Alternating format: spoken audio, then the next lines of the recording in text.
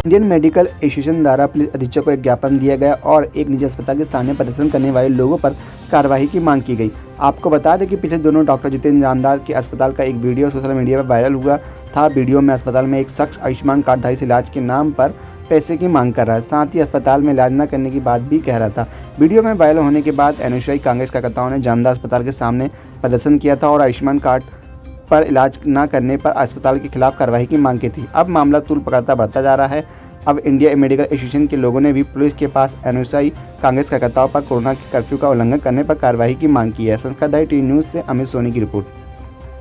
आप क्या कार्रवाई करेंगे? आज आईएमए एसोसिएशन द्वारा एक ज्ञापन दिया गया जिसमें जो विजय रजक हैं ये एनएसयूआई के अदर मेंबर्स हैं, उनके द्वारा जो इनका कहना है कि ज्ञापन में कि अनावश्यक जो उन पर आरोप लगाना और अनावश्यक जो है दवा बनाना और अनावश्यक जो है जो भी लॉकडाउन का जो अभी इन्फोर्समेंट चल रहा है उसके विरुद्ध जाकर के प्रदर्शन करना, इसकी ये ऐसा ज्ञापित किया गया।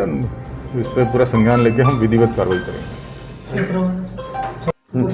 बताएं सर, ये संबंध है इस पर आपका। आप सब जानते हैं कि कुछ दिनों पहले हमारे अस्पताल के सामने कुछ असामाजिक तत्वों ने हंगामा करने का प्रयत्न किया।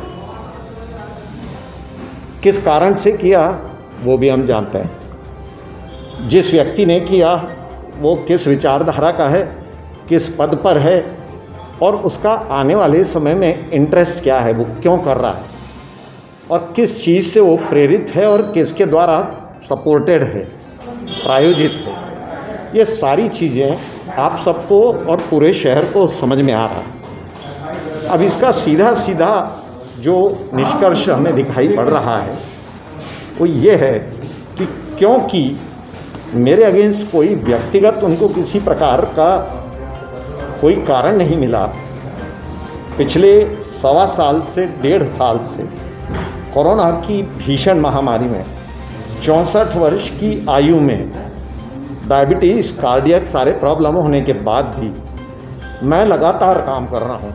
एक दिन मैं घर नहीं बैठा, एक दिन मैंने मरीज देखना नहीं छोड़ा। प्रदेश के स्तर पर जो जिम्मेदारियां दी गई वो सब मैंने पूरी की। तो अब इनको लग रहा है कि आने वाले समय में जो इसका राजनीतिक दृश्य है उसको देखते हुए कि अब इनके ऊपर व्यक्तिगत आक्रमण किया जाए और उसके लिए एक झूठ का सहारा लेकर के प्रयत्न किया। जिस व्यक्ति को इन्होंने उस तथाकथित क्लिप में दिखाया वो हमारा फ्लोर सुपरवाइज़र है, मतलब एक फ्लोर पे काम करने वाला टेक्नीशियन है। ना तो वो अधिकृत है इस प्रकार की कोई बात करने के लिए और ना ही उसके पास जाना चाहिए। हमारे अस्पताल में डॉक्टर ज्योति सिंह जो बहुत सीनियर डॉक्टर हैं, MBBS डॉक्टर हैं, अनुभवी हैं, आयुष्मान की नोडल अधिकारी वो हैं। जो कुछ भी बातचीत होती है वो ज्योति सिंह से होती है। और आयुष्मान तो छोड़ दीजिए, पिछले 40 सालों में हजारों मरीजों का निःशुल्क इलाज हम कर चुके हैं, ऑपरेशन कर चुके हैं, कैंप्स कर चुके हैं। आप भी सब स्वयं जानते हैं कि सबके परिवारों में लगभग कहीं ना कहीं आपके कभी ना कभी मैंने इलाज किया है। तो पैसे का तो कहीं कोई प्रश्न ही नहीं है, प्रश्न है सिद्धांत का।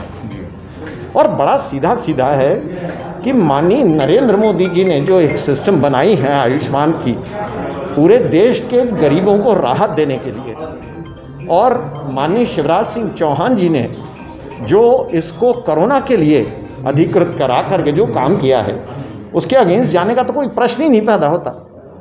अच्छा, पूरा इंटरव्यू जो उन्होंने शूटिंग किया वो भी नहीं दिखाया, पूरे प्रश्न भी नहीं दिखाए। वो बेचारा डर गया, 4-5-6 लोग आकर के बॉडी लैंग्वेज डराने धमकाने लगे, उल्टी सीधी बातें करने लगे।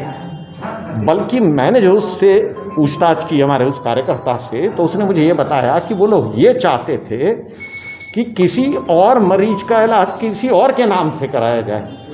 तो उसने कहा कि भाई ये काम हमारे यहाँ होता नहीं, जो सच है और सब लोग जानते हैं उस बात।